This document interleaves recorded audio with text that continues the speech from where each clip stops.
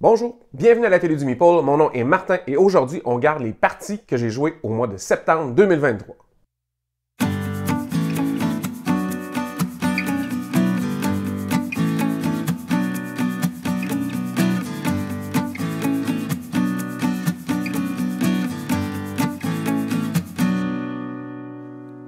Alors, en septembre 2023, j'ai joué 29 parties. Alors, c'est un plus petit mois. Il faut savoir que j'ai eu un accident et que je me suis pété la clavicule gauche. Alors, ça a un peu ralenti mon beat de jeu.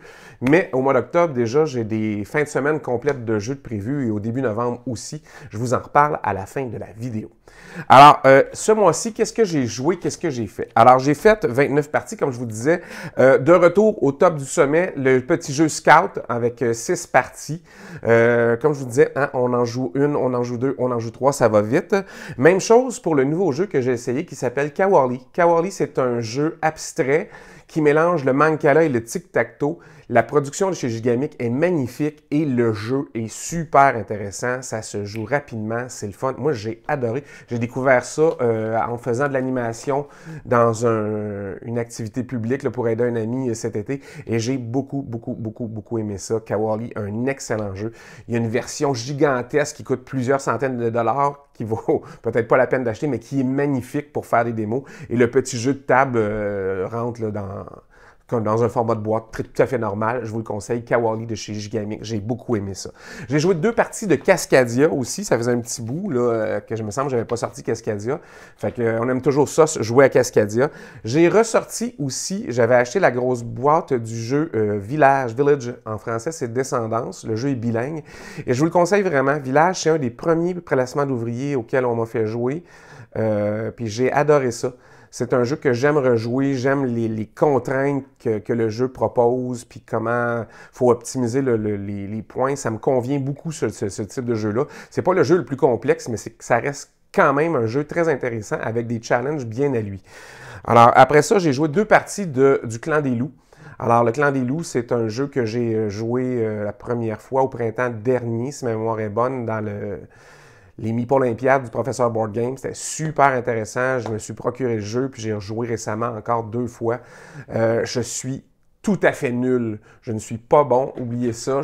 J'arrive pas à performer au Clan des Loups, mais j'adore l'idée de débloquer ses habiletés toujours plus grandes puis essayer de contrôler les territoires. C'est vraiment pas ma tasse de thé pour ce qui est de gagner ce jeu-là, mais je le trouve super intéressant au niveau de ses mécaniques. J'ai essayé aussi au mois de septembre le jeu Ancient Knowledge qui vaut vraiment la peine. C'est un tableau builder, mais éphémère, parce qu'à vous jouez votre tour, vous placez peut-être un nouveau building, mais tous vos autres buildings, à la fin de votre tour, vont vieillir d'un cran et finir par tomber en ruine. Et c'est la gestion de tous ces savoirs acquis pour les faire qu'il faut sauver. Alors, c'est un jeu de combo avec des cartes et tout ça, et des points de fin de game, des bonus en plein milieu de la game. Il y a toutes sortes d'affaires à aller chercher. La production est magnifique. C'est le nouveau jeu de la gamme Yellow Expert. Ça a beau s'appeler Yellow Expert, c'est pas un jeu très complexe, là, loin de là, mais c'est plus simple encore à apprendre que de jouer, mettons, aux Ruines perdues de Narak.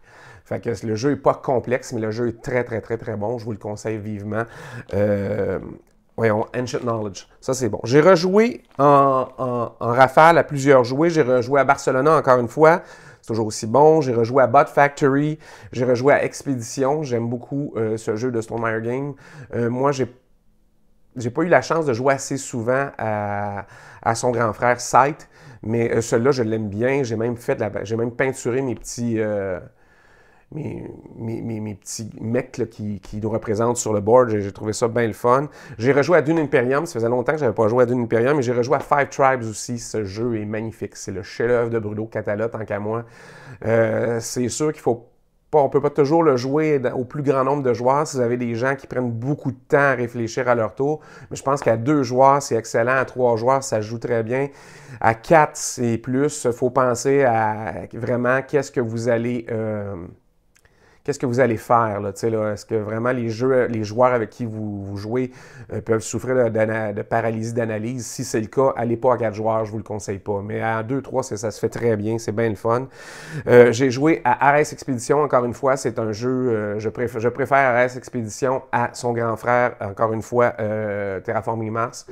Moi, j'ai trop de retard à Terraforming Mars. Mes amis ont joué des centaines de parties. Ils jouent à ça. Ils savent quelle carte attendre pour les combos. Moi, pas. Alors que celui-là, ça me va très bien. Je gagne pas souvent, mais j'aime ça pareil. C'est un très bon jeu. Et j'ai joué aussi à Marvel Dagger. Ma critique de Marvel Dagger, écrite, s'en vient.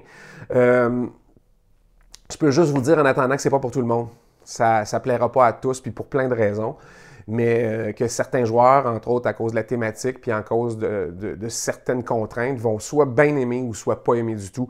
Je vous refile ma critique aussitôt qu'elle est prête. Alors, les 3, 4 et 5 novembre prochains aura lieu ici à Sherbrooke l'événement Estrijou. Je suis un des organisateurs d'Estrijou. Estrijou, c'est un événement qui sert à lever des fonds pour l'école où je travaille. Alors, ça sert pour notre équipe de robotique, entre autres, qui fait du bénévolat pour nous aider à organiser l'événement. Et ça sert aussi à donner des fonds à la fondation de l'école. C'est au séminaire de Sherbrooke et c'est organisé par des bénévoles. Personne n'est payé là-dedans, mais c'est quelque chose où tout le monde est invité. Alors, c'est une activité intéressante. C'est sur 3 jours. Il y a un forfait pour toute la fin de semaine. Vous pouvez vous inscrire à des journées bien précises également. Il y aura des démos de jeux. Il y aura des explications de jeux. Vous amenez vos propres jeux pour jouer avec vos amis. Vous pourrez essayer d'autres jeux qui seront aussi sur place, fournis par des organisateurs, par des gens qui, comme vous, vont amener quelques jeux. Et ça s'appelle Estrijou. Je vais mettre le lien dans les commentaires si vous voulez vous inscrire à Estrijou. Ça passe par la Fondation du séminaire de Sherbrooke pour l'inscription. Mais sinon, je vous l'ai dit, c'est vraiment c'est un événement qui est que pour ça. Alors, à Estrijou, les jeunes de 14 ans et moins doivent être accompagnés d'un adulte, évidemment. Il y aura des collations sur place. Il y aura aussi de la bière, du café, ce genre de choses-là pour les gens qui veulent venir assister et avoir du plaisir. Donc, il y a à ça à tenir compte. Ce n'est pas un événement, mettons, qui se fait large public. Là. Les plus jeunes peuvent venir, comme je vous dis, mais ils doivent être accompagnés. Tout ça se fait, comme je vous dis, pour une bonne cause. Alors, si ça vous tente, venez nous voir à Estrijou. Ça va nous faire plaisir de vous accueillir. Et après tout ce temps de pandémie puis la pause qu'on a dû prendre l'année dernière pour cause de rénovation dans l'école, on est bien content de vous accueillir. Estrijou renaît de ses cendres et c'est ça qui est important.